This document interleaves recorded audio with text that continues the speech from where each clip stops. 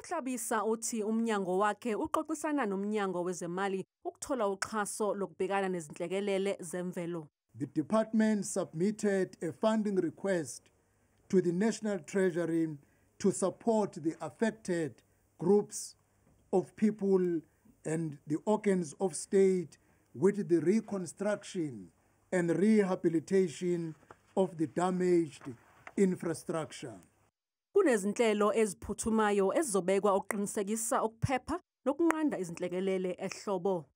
We have strengthened our collaboration with South African weather services to ensure accurate, timely weather warnings reach every corner of our country, especially the vulnerable communities, by providing early information about potential hazards likely to happen, for instance, thunderstorm, flash floods, lightning, heat waves. We will empower our citizens to take necessary precautions and protect their lives and properties.